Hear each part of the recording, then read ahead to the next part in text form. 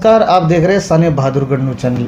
आज हम बात करेंगे नंदिनी गर्ग जी से, जो कि एवरेस्ट बेस कैंप में फतेह करके आई हैं और किस तरह से उन्होंने चुनौतियों का सामना करना पड़ा, किस तरह का मौसम रहा और किस टीम के साथ वो वहाँ पर गई। तो आइए हम बात करते हैं नंदिनी जी। नमस्कार, स्वागत है आपका। थैंक यू किस सो तरह से मच। आपको मन किया कि इस तरह से एवरेस्ट की? मैं अपने जो हिमालय पर्वत हैं उनसे काफ़ी फैसिनेटेड हमेशा से रही हूँ बचपन से। अपने पापा की भी स्टोरी सुनी है, वो बहुत बार पहाड़ों से कावड़ वगैरह लेकर आए हैं, तो मुझे हमेशा से एक रहता था कि हाँ मुझे भी जाना है, मुझे भी कुछ स्पेशल करना है। तो फिर मैंने बेस कैंप्स वगैरह के बारे में पढ़ना स्टार्ट किया, देखना स्टार्ट किया, तो आई गॉट मोटिवेटेड कि I have to go for it. It was mentally challenging, physically challenging, उसके लिए प्रिपेयर करना पड़ता है खुद को। सबसे पहले ऐसे क्यों लगा कि मेरे को इस तरह से एवरेस्ट पे चढ़ाई करनी है, या कुछ और भी कर सकते थे? So to do something different, to be accomplishing something, तो एवरेस्ट एक मतलब सभी का सपना रहता है पास से देखने का, तो इसीलिए मुझे लगा कि मुझे एवरेस्ट बेस कैंप के लिए जाना चाहिए। नंदिनी के भाई से बात करेंगे जी। नाम है सर? मेरा नाम सिद्धांत गर्ग है, मैं नंदिनी का छोटा भाई हूँ। नंदिनी बचपन से ही, चाहे वो स्टडीज़ हो, चाहे वो एक्स्ट्रा करिकुलर एक्टिविटीज़ हो, she has been a motivational figure for me. She एक बार वो जो डिटरमाइन कर लेती है, so she make sure that she achieves it.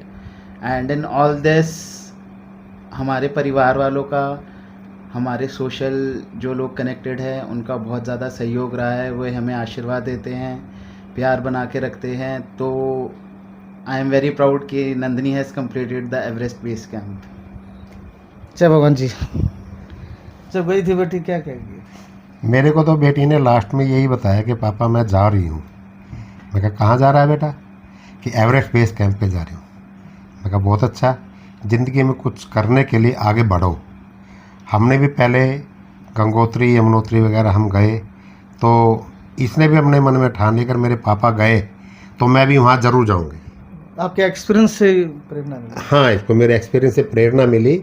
मैं जो मेहनत करता हूँ, अपना लगा रहता हूँ, और मेरी जो अपनी लगन रहती है हर काम के अंदर, उसको देखते हुए इसके अंदर भी ये भावना जागी कि मैं भी ज़िंदगी में कुछ करूँ, पढ़ लिख के कुछ करूँ, या कहीं कोई ऐसी चीज़ करके दिखाऊँ जिससे मेरा अपना परिवार का नाम या मेरा नाम कहीं आगे चले।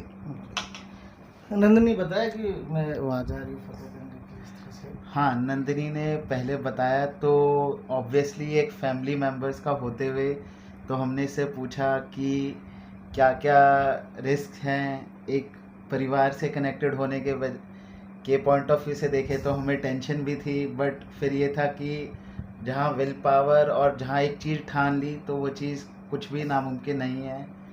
तो सारी चीज़ें पूछ के समझ के फिर लास्ट में नंदिनी ने कहा नहीं मेरे को करना है, तो उसने करके दिखाया। किस तरह से शुरुआत हुई वहाँ पर, कैसे? So I started from Delhi and went to Darbhanga, Darbhanga से जनकपुर, जनकपुर से काठमांडू, फिर वहाँ से लुकला, लुकला से हमने अपनी पैदल चढ़ाई स्टार्ट की। वहाँ से कोई ग्रुप गया था? वी वर 5 पीपल, हम लोग 5 जनों का समूह था। हमारे साथ एक ट्रैक लीडर था, वो हमें पाँचों कहाँ के? एक ही? तो मैं दिल्ली से, एक 2 बिहार से, एक लड़की अमेरिका से आई थी और एक हमें जनकपुर में मिले थे। तो जो अमेरिका से आई हुई थी वो कैसे शेयर करी थी? आपका पहला अनुभव था या उसका? उसका भी पहला एक्सपीरियंस था और आपका भी? हाँ, हम दोनों का पहला एक्सपीरियंस। कहीं डर नहीं लगा? चुनौतियाँ तो रास्ते में बहुत आती हैं, क्योंकि जितना हम एल्टीट्यूड गेन करते हैं, हवा पतली होती जाती है, सांस लेने में दिक्कत होती है, और अब चढ़ाई करनी पड़ती है, खड़ी चढ़ाई करनी पड़ती है, तो चैलेंजेस तो हमेशा आते हैं। एक पॉइंट के बाद it becomes more of a mental challenge then जब आपने फिजिकल पहला चैलेंज। पड़ाव के लिए चढ़े और जो आपने पार किया, तब कैसा लग रहा था उस समय? तब तो बहुत अच्छा लग रहा था, मोटिवेटेड लग रहा था। मतलब मेरे को थ्रू आउट मोटिवेटेड तो लग ही रहा था। चैलेंजेस थे बट नथिंग वाज इम्पॉसिबल, यही दिमाग में था। साथी एक दूसरे का हौसला बढ़ा रहे थे? बहुत बहुत, सब एक दूसरे का बहुत हौसला बढ़ा रहे थे। एक पॉइंट से दूसरे पॉइंट पे पहुंचते थे तो सब एक दूसरे का वेट करते थे। आसान नहीं होता है एवरेस्ट जो बेस्ट कैंप है ऊपर की तरफ चढ़ना। आसान तो ज़िंदगी में कुछ भी नहीं होता, कुछ पाने के लिए कुछ मेहनत करनी पड़ती है। कुछ साथी रहे आपके, जो साथी गए थे, कुछ कहा हो कि मैं पहली बार आया हूँ, आगे नहीं चल पाऊंगी, इस तरह की? नहीं नहीं, ऐसा कोई भी पॉइंट नहीं आया, ऐसी कोई सिचुएशन नहीं आई। एवरीवन वाज क्वाइट मोटिवेटिंग, सब एक दूसरे को मतलब हौसला बढ़ाते थे। और हम लोग मतलब पहले दिन थक भी जाते थे तो अगले दिन सुबह 5 बजे उठ के सब तैयार होते थे ऊपर जाने के लिए। दूसरा पड़ाव कहाँ से शुरू किया? दूसरा नामचे बाज़ार से। नामचे बाज़ार में कब किया था? तारीख started on 5th and ended on 13th। हम 12 तारीख को एवरेस्ट ऊपर पहुंचे थे, फिर हम लोग नीचे वापस आए थे उसके बाद।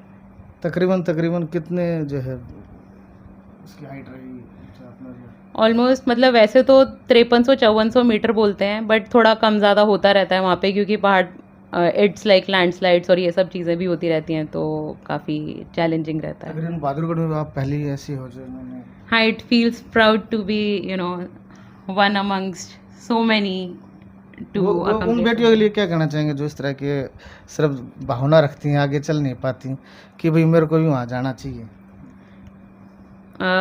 you have to be quite motivated. My mom has always been quite supporting. उन्होंने मतलब मुझे जीवन में कभी किसी चीज़ के लिए ना नहीं बोला।